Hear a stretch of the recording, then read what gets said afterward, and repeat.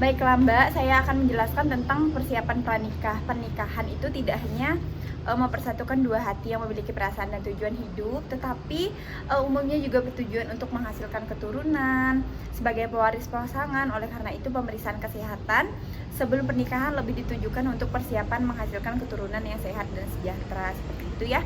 Yang perlu diperhatikan terkait kesehatan reproduksi antara lain genetik, kondisi bawaannya. Apakah calon pasutri memiliki potensi genetik penyakit tertentu? Misalkannya diabetes, bapak mbak ada nggak diabetes, atau orang tua atau nenek kakek? Nggak ada ya mbak ya. Baik. Kemudian talasemia minor atau mayor, hemofilia, asma, resiko keganasan dalam keluarga. Apakah keluarga mbak ada memiliki riwayat penyakit itu? Nggak ada.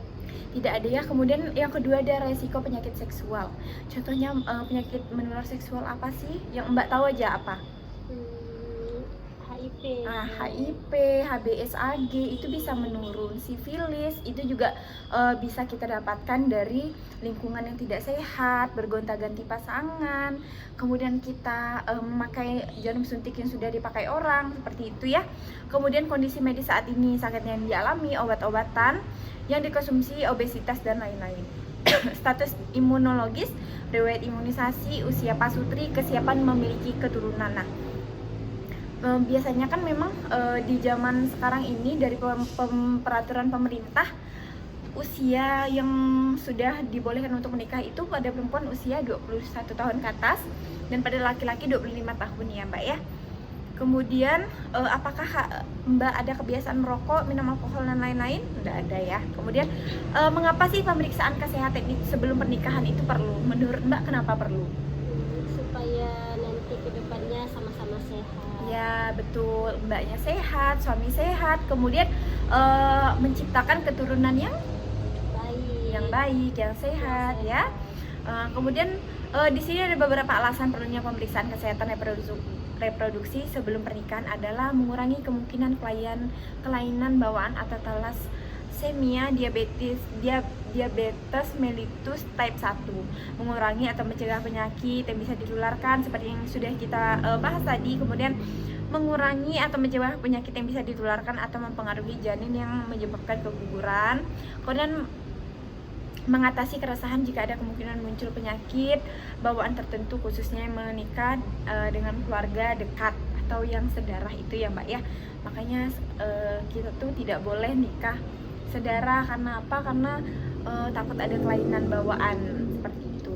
Kemudian mengurangi beban psikologis dan finansial keluarga melalui penanganan dan konseling yang tepat. Jadi memang Mbak harus melakukan pemeriksaan sebelum pernikahan untuk mendapatkan konseling yang baik dan benar. Kapan sih waktu yang tepat dalam memeriksakan kesehatan reproduksi dan apa saja dan jenis pemeriksaan yang dilakukan? Nah, pemeriksaan kesehatan reproduksi sebaiknya dilakukan sebelum melaksanakan pernikahan. Setidaknya dalam 1 bulan sebelum pernikahan pemeriksaan telah selesai dilakukan. Jenis pemeriksaan menjelang pernikahan yaitu ada riwayat kesehatan dan keluarga, kemudian ada pemeriksaan darah, ada rujukan ke spesialis jika memang didapatkan Mbak ada penyakit tertentu, kemudian screening penyakit genetik, pemeriksaan thalassemia, pemeriksaan kelainan, pemeriksaan golongan darah, screening penyakit metabolik, kemudian gula darah, kolesterol, tiroid, screening penyakit infeksi, HIV, STD yang beresiko tinggi, kemudian hepatitis B, pap smear pada wanita yang sudah menikah, kemudian USG payudara, terus screening penyakit jiwa, screening infertilitas. Nah, itu sangat-sangat penting ya Mbak ya. Apalagi yang infertilitas itu lebih disarankan setelah 5 tahun menikah. 5 tahun menikah, terus jauh-jauh lah, misalnya Mbak belum punya anak gitu kan. Jadi boleh diperiksa ibu dan anaknya seperti itu ya. Dimana saja kita bisa melakukan kesehatan reproduksi. Yang pertama di rumah sakit oleh dokter umum, dokter SPOG atau dokter obgyn, dokter kandungan, kemudian laboratorium, klinik fertilitas, kemudian beberapa langkah pencegahan sebagai bentuk antisipasi terhadap gangguan kesehatan reproduksi yaitu dapat dilakukan untuk persiapan pernikahan, yaitu yang pertama mengkonsumsi asam folat ya. Kemudian melakukan imunisasi pranikah, yaitu makanya sekarang tuh diadakan dan digalakan tentang apa? TT. Nah, TT 1, 2, 3, dan 4, dan 5 itu wajib ya Mbak ya. Kemudian melakukan imunisasi kanker. Nah seperti itu kan Mbaknya kan memang mau melakukan TT 1 untuk syarat nikah ya. Jadi makanya nanti kita lakukan tindakannya ya Mbak ya. Yang ini Mbak juga harus perlu tahu dulu. Jadi setelah tahu Mbak langsung nanti melakukan tindakan penyuntikan. Baiklah kalau begitu ada yang mau ditanyakan Mbak? Tidak ada ya. Baik kalau begitu terima kasih ya Mbak atas waktunya.